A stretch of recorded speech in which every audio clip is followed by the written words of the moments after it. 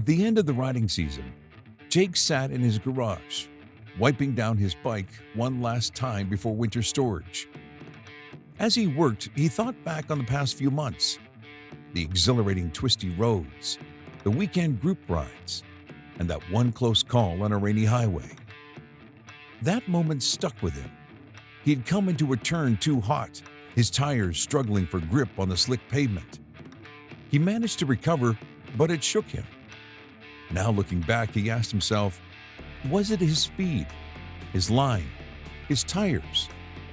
After some reflection, he realized he had been pushing his limits without fully considering road conditions.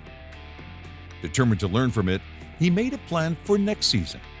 Invest in better rain tires, take an advanced riding course, and be more mindful of adjusting his speed to conditions. Instead of just riding for the thrill, he'd ride smarter. By the time spring rolled around, Jake wasn't just a more confident rider, he was a better one. Looking back wasn't about regret, it was about learning and leveling up for the next season. In this episode of The Motorcycle Podcast, we discuss the motorcycle season that was. My crew: Trevor Deck, motorcycle instructor of over 30 years, co-owner operator of Too Cool Motorcycle School.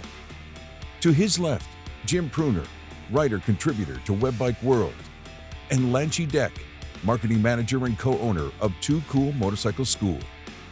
Today's topic: the motorcycle season that was.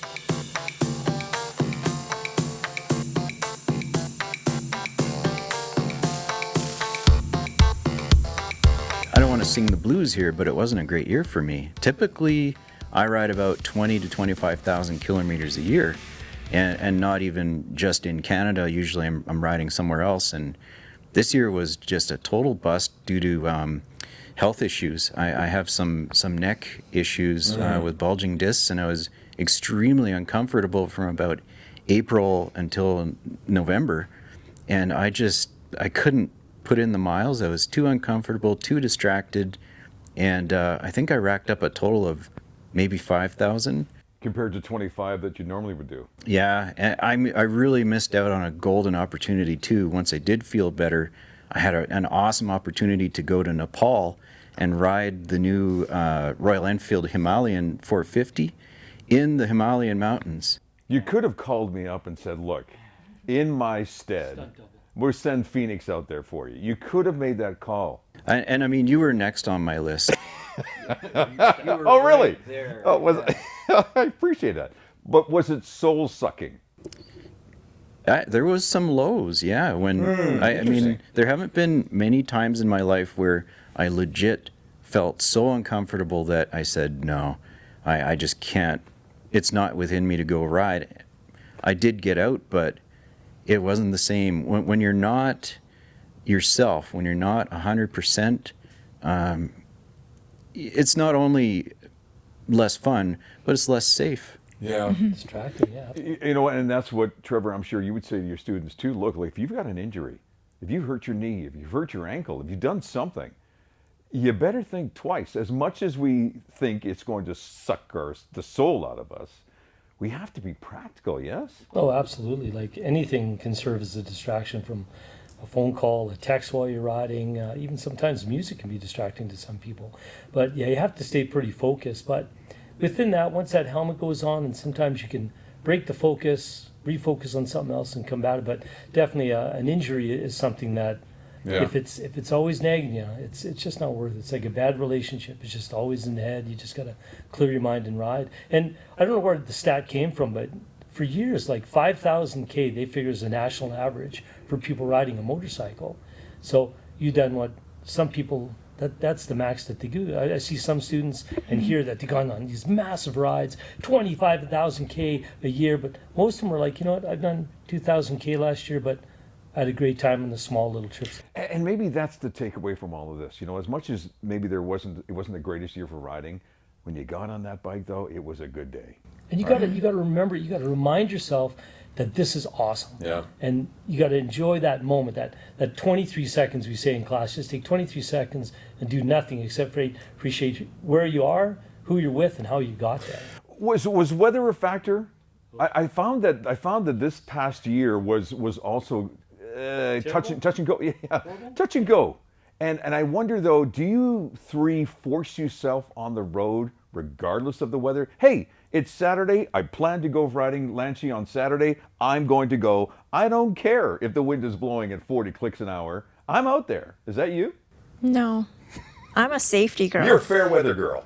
No, I actually will ride if it's cold or rainy or whatnot, but it's about a level of safety, right? So if it's like there was like 90-kilometer-hour winds at one point, and it's like one of those days I wouldn't ride in that, or if it's torrential downpour and the streets are flooding, unless I'm already out there and trying to get home and I'm close to home, I wouldn't choose to go out at that point. Well, may I share this? That gentleman beside you there, Jim Pruner, in November, he and I were chatting.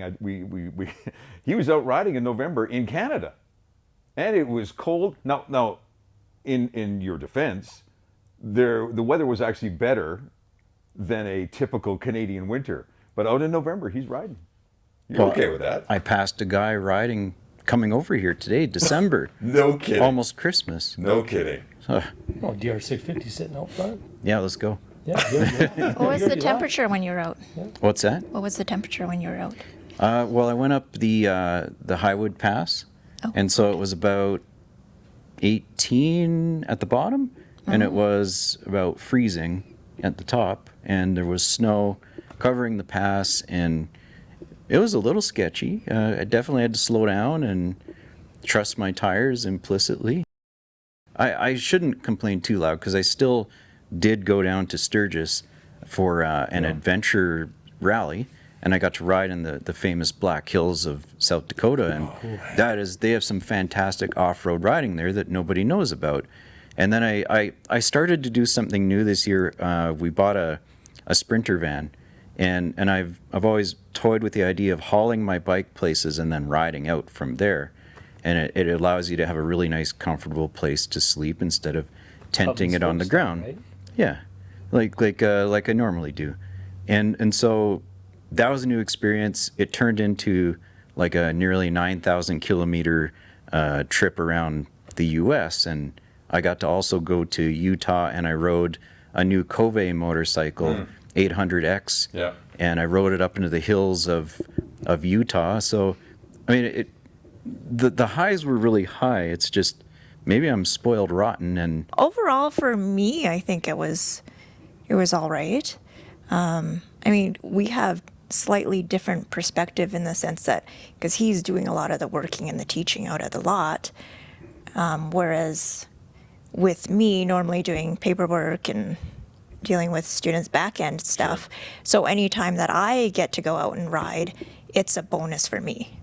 Right, so this year I got a lot more riding in than I normally do during the season. Yeah. So for me, I think that's where my perspective comes in, that it was a better season for me overall. Yeah, and as an instructor, the good and the bad. The good is you were able to train all of these wonderful students of yours. The bad, you may not have had as much time on the road as maybe you wanted.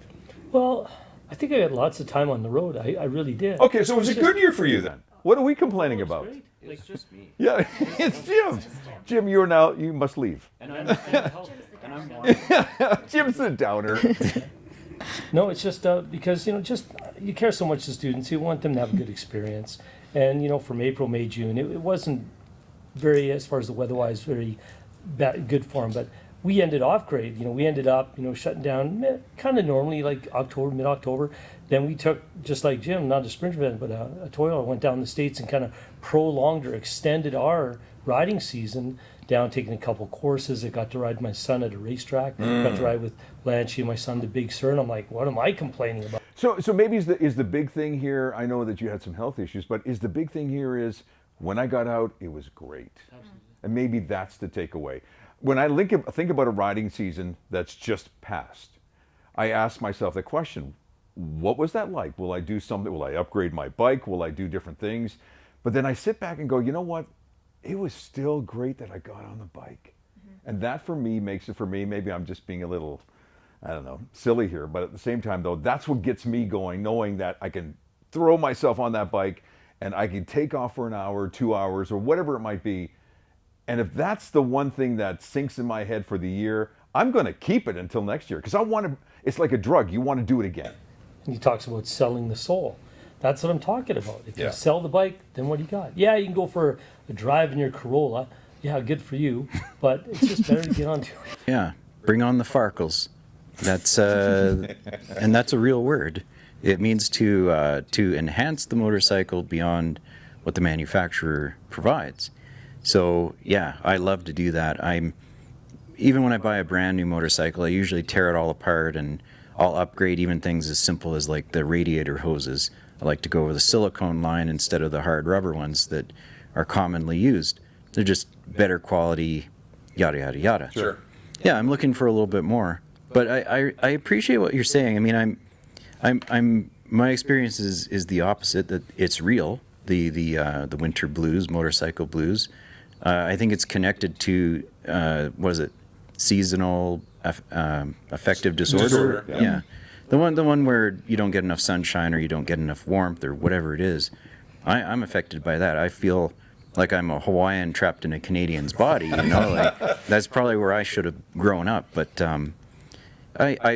but I can appreciate what you're saying, definitely, that if you go to a motorcycle show There you go. and you know, you get to fondle the latest bikes and stare and talk and chat and share stories, or But could we make the argument too, and Trevor, you can jump in on this one, is part of what we miss is this.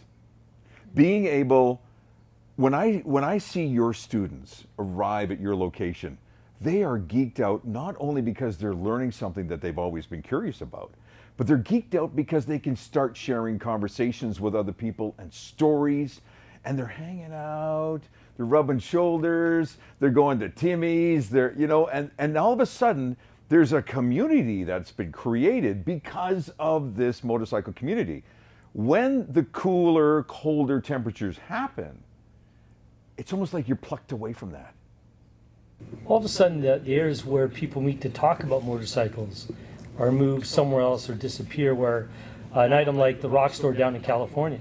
We went down there on a November day with my son. Lance was driving the truck with the dog. And as soon as I just pulled up, there's like maybe 8 or 9 people there, because it was just early on a Friday. The weekend's the busiest. And all I heard was, well, Barry Sheen did this in this world, in the Superbike, and this guy did this. I'm like, all it was it's like motorcycle notes. Music to your ears, eh? It's just like, and all of a sudden, there's a track day on this day. And I'm like, what? I didn't know about that. I would have never known that there's a track day that I could go with my son without going there. Look at that. There's just because you're just surrounded by it. It's a sense of community. I mean, let's be real. During the riding season, how many of these riding groups do we see? Do we hear about? And it seems like every weekend, or even every week, there's something during a riding season. And maybe that's part of where people will come up with the idea of, well, that's where my blues are, because then all of a sudden it disappears. There's also the whole thing with riding is you can just, hey, do you want to go riding? Right? It's something that you can get together It's a social thing. with a friend Yeah. without having to pre-plan, way ahead of time. It's just, hey, I'm going riding. Does somebody want to go with me? That's a good point. Right? So it's You've got a buddy instantly. And then you could go to a restaurant. What's that, Trev? Social media in these groups. Hey, anybody going for a ride? Let's go. And all of a sudden, Go to a you might not coffee like shop. that person. Or you Yeah. might really. And it doesn't have to be something that is so outrageous. Hey, I'm thinking about going, like 5,000 kilometer ride. Anybody want to join me? No, it could be something, except for Jim. But it could be one of those things where you can just say, you know what? Hey, I'm just thinking about going to the next town, which is about an hour away. Anybody want to join me?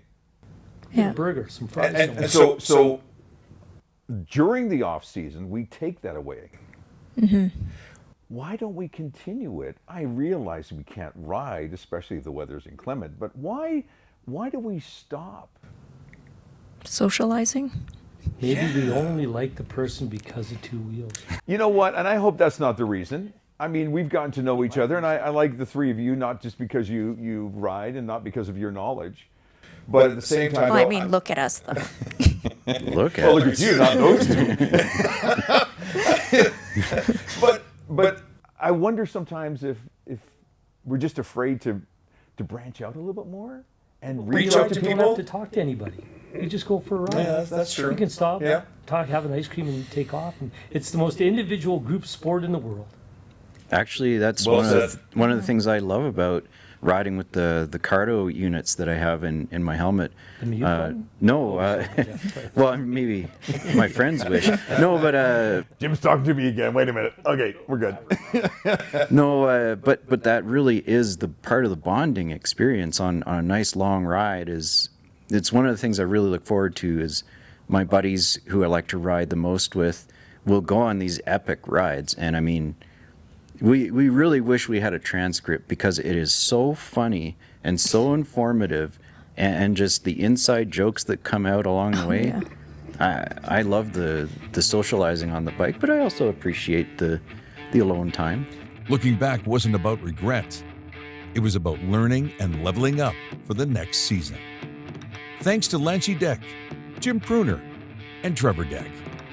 My name is Phoenix. On the next episode, I made 2 mistakes in a car that I would have been probably injured or killed if I was on a motorcycle at that time. you're listening to The Motorcycle Podcast, a presentation of L2R World. Discover more at www.l2rworld.com.